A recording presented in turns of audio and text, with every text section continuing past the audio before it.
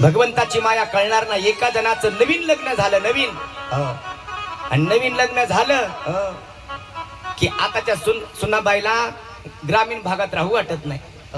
ती म्हटली, मालक स्वामी आपण काम करायला जाऊ बाहेर मोठ्या सिटीमध्ये, तिथं काहीतरी काम लागेल आपल्याला चांगलं.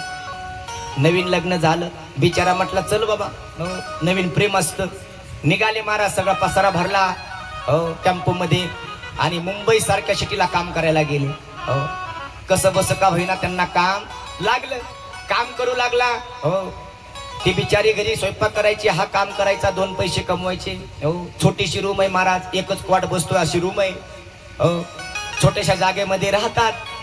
पण एक दिवशी सहज महाराज दोघही पडलेत महाराज. मनात विचार येऊ नये, पण कधी कधी काहीतरी विचार येतात माणसाच्या. सहज त्या पोराच्या मनामध्ये विचार आला, बोलू लागला, कागद आपला विवाह झालाय, आनंदामध्ये चालू आहे विवाह आपला, छोटासा संसार आहे आपला, पण माझं ऐकते का? बोला ना स्वामी, काय म्हणताय?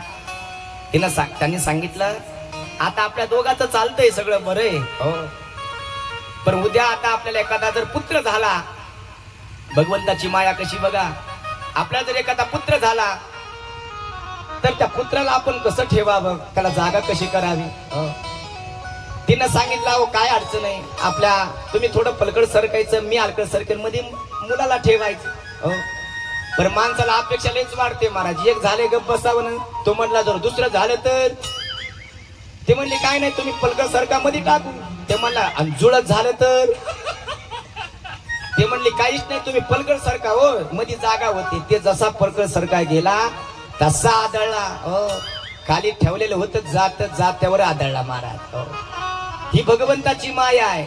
न झालेलं सुद्धा कंबर मोडते महाराज, ही माया आहे.